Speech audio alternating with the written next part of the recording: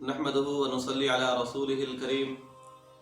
मुअज़्ज़िज़ नाज़रीन, आज जो हम आपके सामने वीडियो लाने वाले हैं, ये महज इस चीज़ के सबूत सामने पेश करेंगे कि दम और झाड़ क्या कुरान मजीद और सुन्नत मुबारक से साबित है या नहीं है। बाज़ हज़रात कहते हैं कि कुरान मजीद जो है ये इसको दम झाड़ के लिए लगाना या इसकी सूरतें या आयतें पढ़कर कुरान मजीद की आयतें पढ़कर किसी को दम झाड़ करना, ये कुरान मजीद की शान के ख़िलाफ़ है। तो आज इस चीज़ के ऊपर मैं कोशिश करूँगा इसको कुरान मजीद और अहदीस मुबारक और सुन्नत मुबारक से इसको साबित करूँ। तो जिन अहबाब ने मेरा इस चैनल को सब्सक्राइब नहीं किया तो सबसे पहले इस मेरे चैनल को सब्सक्राइब करें। तो मुअज़्ज़िज़ सामीन, चलते हैं अपनी गुफ्तगू की तरफ। जो कहते हैं कि कुरान मजीद को दम झाड़ के लिए या तवीज़ वगैरह के लिए इस्तेमाल करना ये शिरक है या गुनाह है, तो वो हजरात उन हजरात से इल्तिमास है कि आइए देखें कि आपका तवक्कल या सहाबा कराम का तवक्कल अल्लाह ताला के ऊपर ज़्यादा था, तो या हुज़ूर सल्लल्लाहु अलैहि वसल्लम का तवक्कल अल्लाह ताला की ज़ात के ऊपर ज़्यादा था। हम देखते हैं कि आप सल्लल्लाहु अलैहि वसल्लम ने खुद भी कुरान मजीद से दम भी किया है और औरों को तलकीन भी की है। इसी तरह हुज़ूर सल्लल्लाहु अलैहि वसल्लम की तरफ से सहाबा कराम को ये हुक्म देना साबित होता है कि दम झाड़ कराओ। सहाबा कराम का दम झाड़ बिला तकल्लुफ़ करना और करवाना भी साबित हो सकता है, और दम झाड़ा पर उजरत लेने का जवाज़ भी साबित है। दम झाड़े की पहले से उजरत मुकर्रर करना भी साबित है। जिन लोगों ने उजरत तय करके दम झाड़ा किया उनसे हुज़ूर सल्लल्लाहु अलैहि वसल्लम ने अपना हिस्सा मांगना, ये इस चीज़ का सबूत है कि दम झाड़ा करना ये भी जायज़ है और उसके ऊपर उजरत लेना भी जायज़ है। तो बुखारी शरीफ के अंदर इमाम बुखारी रहमतुल्लाह अलैह ने एक बाब इसी चीज़ के ऊपर एक बाब जो है मुअन्वन किया, बाब रुक़य्यतिन नबी सल्लल्लाहु अलैहि वसल्लम। तो उसमें हदीस मुबारक हैं। एक हदीस मुबारक है, अल्लाहुम्मा रब्बन नास इश्फि अंत शाफी ला शाफिया इल्ला अंत शिफा ला युगादिरु सक़मा, कि ऐ अल्लाह लोगों के परवरदिगार शिफा नसीब फरमा कि तू ही शिफा देने वाला है, तेरे शिफा देने वाला कोई नहीं, ऐसी शिफा दे जिसके बाद बीमारी बाकी न रहे।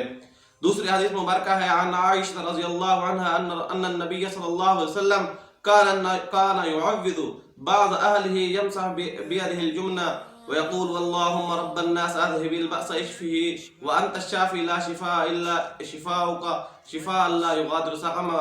उम्मुल मोमिनीन सैयदा आयशा सिद्दीक़ा रज़ियल्लाहु अन्हा फरमाती हैं कि हज़रत सल्लल्लाहु अलैहि वसल्लम ने अपने अहले खाना में से बाज़ को यूं दम किया करते थे कि दाहिना हाथ को फेरते जाते और उन अल्फाज के साथ दम फरमाते थे कि अल्लाहुम्मा रब्बन नास इला आखिर।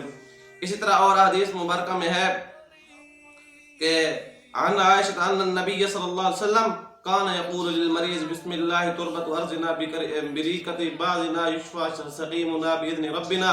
हज़रत आयशा फरमाती हैं कि हज़रत सल्लल्लाहु अलैहि वसल्लम मरीज़ पर यूं दम किया करते थे, बिस्मिल्लाह तुरबतु अल आखिर।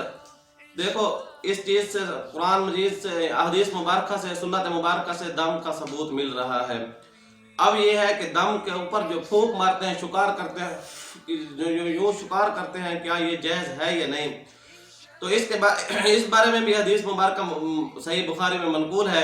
हज़रत अबू कतादा फरमाते हैं कि मैंने हुज़ूर अक़दस सल्लल्लाहु अलैहि वसल्लम को इरशाद फरमाते हुए सुना, अच्छा ख्वाब अल्लाह की तरफ से इकराम होता है और बुरा ख्वाब शैतान की तरफ से शरारत होता है। सो अगर तुम में से कोई शख्स ख्वाब में कोई नागवार बात देखे वो 3 बार फूंक मार दे, इसी तरह इस ख्वाब का इससे कोई नुकसान नहीं होगा।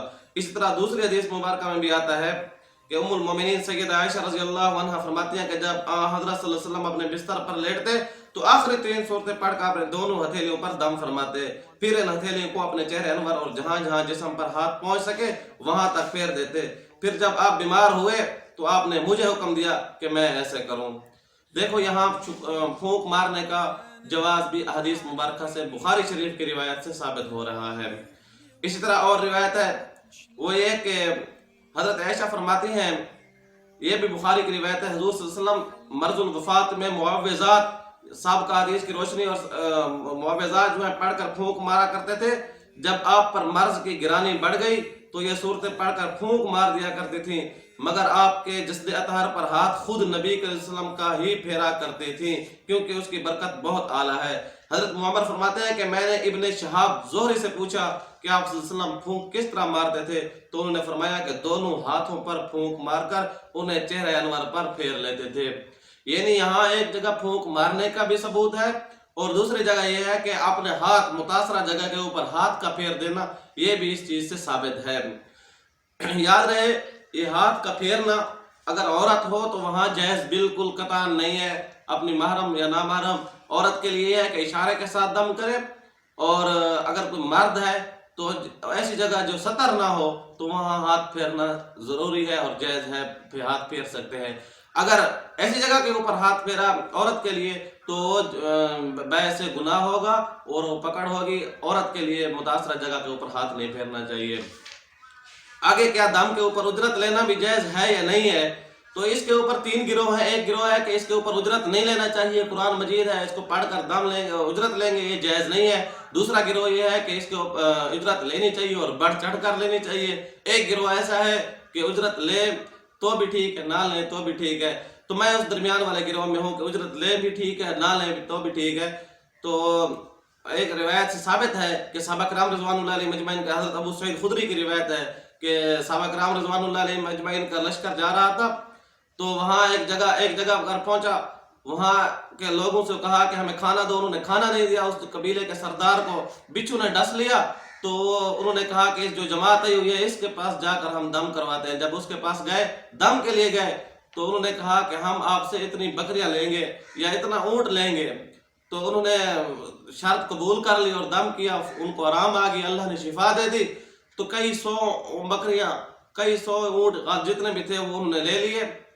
تو اونٹ لینے کے بعد جب آپ صلی اللہ علیہ وسلم کے پاس پہنچے، صحابہ کرام نے کہا کہ یا تو یہ جائز ہے یا نہیں۔ جب صحابہ کرام آپ صلی اللہ علیہ وسلم کے پاس پہنچے، آپ صلی اللہ علیہ وسلم نے فرمایا کہ ان میں میرا حصہ بھی رکھو۔ تو دیکھو ایک دم کے اوپر انہوں نے کئی سینکڑوں کی تعداد میں بکریاں لی ہیں، جن کی آج کی تعداد کئی لاکھوں کی تعداد میں بنتی ہے۔ تو وہاں دم سے اجرت لینے کا ثبوت بھی مل رہا ہے، اور اجرت لینے کا ثبوت بھی مل رہا ہے، اور اجرت نہ لینا یہ بھی ٹھیک ہے، اجرت لینا یہ بھی ٹھیک ہے۔ اجرت لیں یا نہ لیں یہ تینوں گروہ ٹھیک ہے۔ اگر یہ ایک گروہ ایسا ہے کہ اجرت ہر حال میں ہی لینی چاہیے تو یہ بات بالکل غلط ہے، اور دوسرا گروہ یہ ہے کہ اجرت بالکل ہی قطعا لینا حرام ہے، تو یہ گروہ بھی غلط ہے۔ اور درمیان والا گروہ یہ ہے کہ اجرت لے تو بھی ٹھیک ہے، نہ لے تو بھی ٹھیک ہے۔ تو یہ دونوں ساری باتیں ٹھیک ہیں۔ کوشش کروں گا آئندہ کی نیکسٹ ویڈیو میں انشاءاللہ اس سے مزید اور اچھے ثبوت اور اس سے اچھی باتیں آپ تک پہنچاؤں۔ آپ جس نے میرا چینل سبسکرائب نہیں کیا تو ان سب دوستوں سے، سب ناظرین سے التماس ہے کہ میرا چینل سبسکرائب کریں۔ آپ کا دوست محمد شعیب بلوچ۔